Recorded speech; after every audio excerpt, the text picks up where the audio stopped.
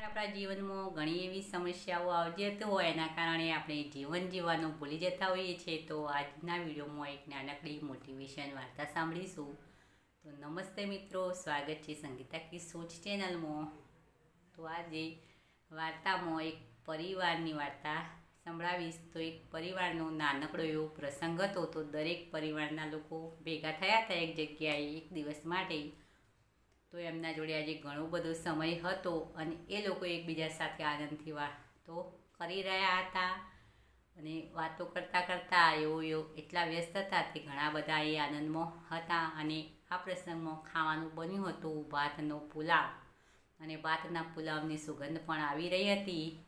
પણ જમવામાં ઘણો બધો સમય લાગ્યો, કારણ કે પુલાવ બનતો ઘણી બધી વાર લાગી. અને એમની સુવાસ એટલી બધી આવતી હતી કે લોકોને ખાવાની વધારે આતુરતા હતી કે ક્યારે આપણી થાળીમાં પુલાવ આવે અને આપણે ખાઈએ.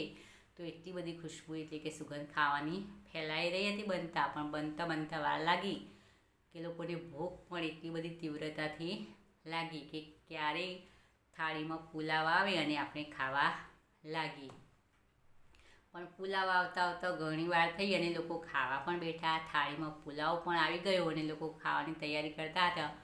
તેઓ જે બનાવનાર એ આવી અને કહ્યું રસોઈયાએ કે ખાતા પહેલાં તમે શાંતિથી ખાજો અને વિચારીને જોજો, કારણ કે કદાચ મેં ભાત તો બરાબર સાફ કર્યા પણ ભાતમાં કાંકરા વધારે હતા. તો એના કારણે કદાચ એકાદ કાંકરો રહી ગયો છે તો કોઈના મોઢામાં આવી જાય નહીં, એનું ધ્યાન રાખજો.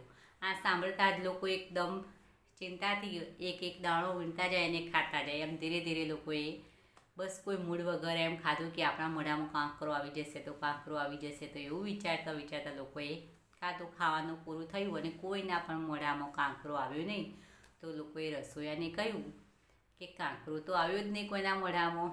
તો રસોઈયાએ કહ્યું, હા, મેં સારી રીતે જ ભાત સાફ કર્યા હતા, પણ મને શંકા હતી કે કદાચ ક્યાંય રહી ગયું હોય એકાદ કાંકરો, તો હું તમને પહેલાંથી કહી દઉં તો સારું. મને તો ખબર જ હતી કે મેં મારું કામ સારી રીતે કર્યું છે, છતાં પણ તમને પહેલાંથી મેં ચેતવ્યા કે કદાચ આવી જાય તો લોકો આ સાંભળી અને રસોઈયાને બોલવા લાગ્યા કે બસ તને શંકા હતી અને શંકાના કારણે તે અમને બસ આટલા સ્વાદિષ્ટ ભાત ખાતા તે રોક્યા અને આ રીતે કહી તો અમે કશા પણ મૂડ વગર આ રીતે ભોજન કર્યું. તો મિત્રો, આ કાંકરા એટલે કે આપણી સમસ્યાઓ. આપણા જીવનમાં પણ ઘણી બધી એવી સમસ્યાઓ હોય જેના કારણે આપણે લોકોને શંકાની નજરે પણ જોતા હોઈએ છીએ અને ખાસ આપણું જીવન જીવવાનું પણ ભૂલી જઈએ છીએ.